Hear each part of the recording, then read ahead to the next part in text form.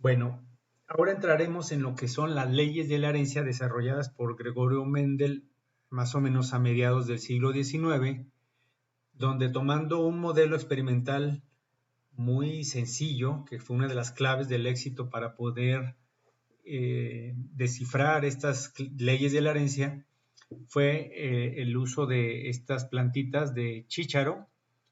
que son muy fáciles de reproducir en lugares pequeños, muy fáciles de mantener, en ciclos de vida corto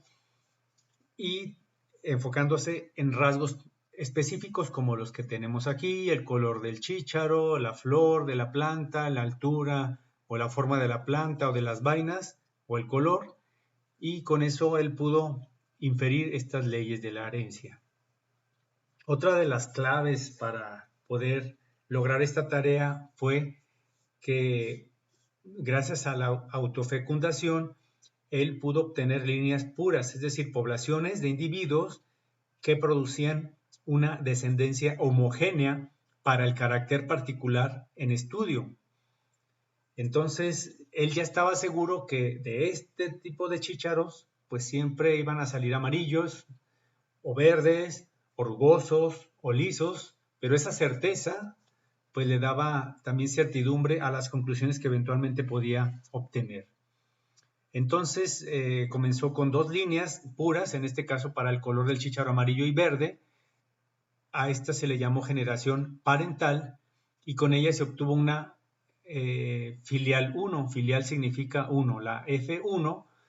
interesantemente, perdió uno de los rasgos, es decir, todos fueron amarillos. El verde desapareció. Después cruzó la F1 consigo misma, es decir, F1 por F1, y obtuvo la F2, la filial 2, donde y obtuvo estos resultados, es decir, una proporción específica. Él no nada más observó los resultados, sino los cuantificó y observó proporciones, que en este caso es una proporción 3:1. Bueno, ahora voy a tratar de explicar ya desde el punto de vista más genético los resultados de la primera parte del experimento anterior. En esa primera parte, las líneas puras amarilla y verde, que aquí ya se describen con letras como homocigoto para amarillo y homocigoto para verde, representado por las letras Y mayúscula y minúscula respectivamente, se pasan a la F1, pero vean aquí cómo se pasan ya no de manera doble, sino sencilla. En los gametos ya nada más existe una dosis haploide, de manera que cuando se combinan, como estos nada más producen Y mayúscula, minúscula y los otros nada más mayúscula, todos los individuos van a recibir una de cada una y todos van a ser heterocigotos y van a manifestar un rasgo nada más de los dos, que es el dominante, que en este caso es el amarillo. Cuando se cruza la F1 con la F1, se genera la F2, filial 2, donde lo que se plantea es que los alelos que tienen los individuos de la F1, donde todos son heterocigotos, es decir, tienen una mayúscula y minúscula,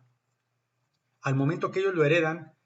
o lo pasan a sus gametos para formar la F2, ellos no pasan ambos, no pasan el mayúscula y minúscula al mismo tiempo, sino que se separan en gametos diferentes.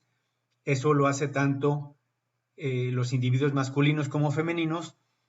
y al cruzarse es que se genera esta proporción donde un cuarto va a ser homocigoto para Y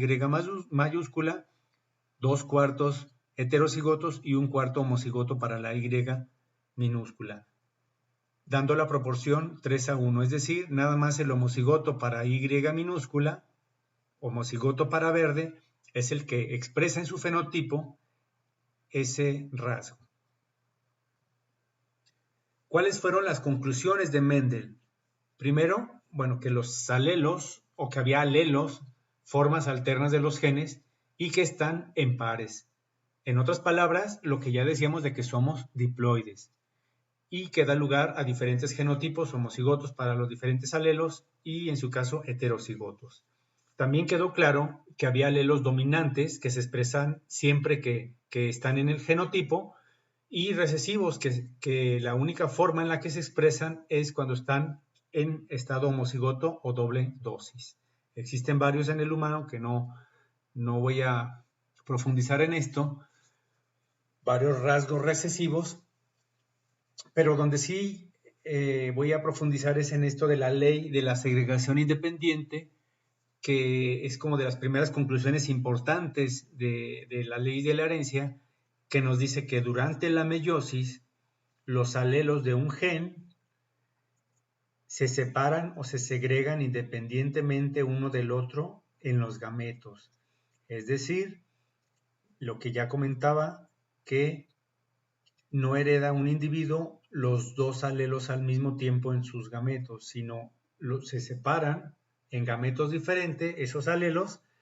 y eso permite que se formen todas estas combinaciones en las proporciones de las que hemos hablado. Bueno, pues les daré tiempo para hacer este ejercicio 1, donde se parte de dos líneas puras rojas y blancas con estos genotipos mayúscula BB para el rojo, que sería el dominante, y BB minúscula para las blancas, donde el ejercicio consta en cruzarlos entre sí para formar la F1 y luego la F1 cruzarla con la F1 para generar la F2. Y las preguntas específicas sería ver cuáles son las proporciones genotípicas y fenotípicas observadas en estas F1 y F2 y que sean representados en cuadros de Punnett desde la generación parental y de F1 por F1. Bueno, la invitación es a que lo hagan en su casa, que pongan pausa ahora y que traten de resolver este pequeño ejercicio. Bueno, pues trataré de resolver el ejercicio 1 para aclarar las dudas que pudieran surgir cuando se desarrolló, cuando lo contestaron. El objetivo era desarrollar el cruce de estas líneas parentales BB mayúscula, que representa el rojo o una flor roja, y el homocigoto BB minúscula, que representa o que se expresa con color blanco de una flor. Entonces en la F1 se observaría que todos son heterocigotos, B mayúscula, B minúscula, con el fenotipo dominante que es el rojo. Después haríamos el cruce de F1 por F1, es decir, de dos heterocigotos, y nos daría la F2, que es la que se presenta en la tabla de abajo, donde, considerando la primera ley de Mendel o ley de la segregación independiente, veríamos que tendríamos B mayúscula y B minúscula en los gametos separados y igual en su pareja, de manera que cuando se combinan esos gametos nos dan estas proporciones, que en fenotipo sería una proporción 3:1, 3 rojas y un cuarto de blanca, y en genotipo sería un homocigoto mayúscula, un homocigoto minúscula y 2/4 heterocigotos. Si quisiéramos representar el cuadro de Punnett, que era uno de los objetivos del ejercicio, en un cuadro de Punnett, pues se vería simplemente así. El individuo homocigoto para B mayúscula solamente genera gametos B mayúscula. De igual forma, el homocigoto B minúscula solamente forma gametos B minúscula, de manera que todos los individuos de la F1, como vimos, son homocigotos B mayúscula, B minúscula, con el fenotipo rojo. Y en cuanto a las proporciones en genotipos, sería la 1, 2, 1, que expliqué hace un momento, homocigotos para uno, homocigotos para el otro, y 2/4 de heterocigotos. Mientras que en fenotipos sería 3/4 contra 1/4 del recesivo, proporción 3:1. Bueno, continuamos con el cruce dihíbrido